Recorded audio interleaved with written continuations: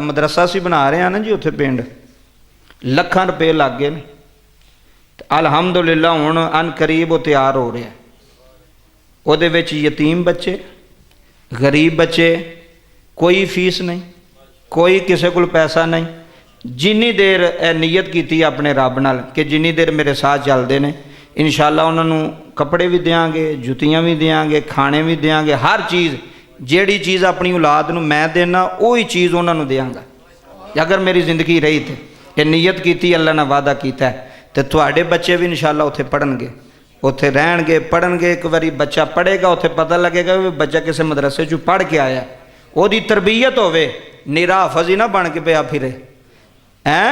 हाफज ओदी तरबीयत होवे, ਉਹਦੇ अंदर वो सलाहियत होवे, उन्हें पता लगे भी है मेरे तो वड्डा है तो मैं किवें बोलना है, मेरे तो छोटा है, मखलूके खुदा की मुहब्बत होवे। ए नेकी अगर अल्लाह नूं पसंद आ जाए तो बख्शिश हो जानी। माड़े गरीब बड़े बड़े यतीम बच्चे ने बाबा जी जेड़े पढ़ते नहीं पे। मैं तुहानूं सियालकोट लारी अड्डे ते लै जाना, तुहानूं मैं इत्थे पुल ऐक ते लै जाना। छोटे छोटे बच्चे होटलों के काम पे करते हैं, की पैसे कोल कोई नहीं, दिल करदा उन्हां दा भी पढ़न दे, दिल करदा। रखो तुसी कोल एक इधर तवज्जो करो जी। तो मैं अलल ऐलान ये कहना वो बच्चे जड़े ने अगर कोई स्कूल पढ़ना चाहता है तो उन्होंने जिम्मेदारी चुको कि यार असी तुहानूं पढ़ाने हैं, असी तुहाडी जिम्मेदारी चुकने हैं। क्यों?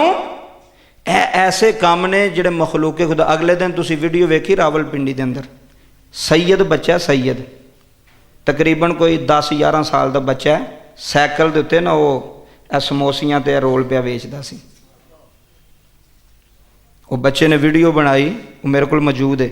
उन्हें ना बाबा जी इंज दे हथ फड़े बच्चे ते सर्दी तुहानूं पता किन्नी पैंदी पई ते यख ठंडे उस बच्चे दे हथ सन सैयद ज़ात दा, ते सड़कों के उत्ते पे फिरदा ते वेचदा पे। छोटी जी सैकल उन्हें 3 टायरां वाली बना के ना जी, वो वीडियो वेख के अथरू आ जाते हैं कि यार इस हद तक काम टुट गया। माड़े बंदे जिहड़े ने ओके ही माड़े हो गए ने, उन्होंने पुछण वाले कोई नहीं, उन्होंने हमदर्दी करन वाले कोई नहीं।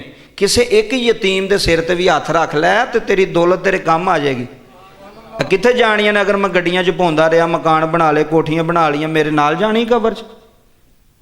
मेरे पुत्रा मैनूं पता ही नहीं मेरे जनाजे तो बाद भी मेरी कबर तो भी होना कि नहीं होना। तो अपनी जिंदगी च कोई काम कर जाइए यार इंज दा। अपनी जिंदगी च जेड़े माड़े बंदे ने उन्हां दे बच्चे पढ़न, जेड़े यतीम बच्चे ने जिन्हां दा सहारा ही कोई नहीं, उत्थे रहन, रिहायश भी, कपड़े भी, खाना भी, हर अगर जिंदगी रही थे सारे दुआ करो अल्लाह सानू इस काम विच कामयाबी अता फरमाए।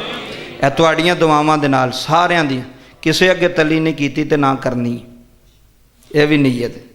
किसे अगे सवाल ना कीता है तो ना करना है कि सानू दिओ जी असी मदरसा बना रहे हैं। जो ओहदा काम है तो वो नहीं करना।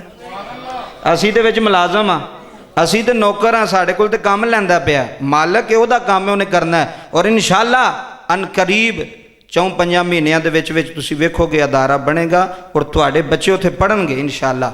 बोलो इंशाअल्लाह। और इंशाअल्लाह अच्छी तलीम देंगे, जिंदगी रही तो साथ चलते रहे। अल्लाह पाक इन्हां सारियां चीज़ां ते सानू सारियां नू अमल करने की तौफीक अता फरमाए। अज दी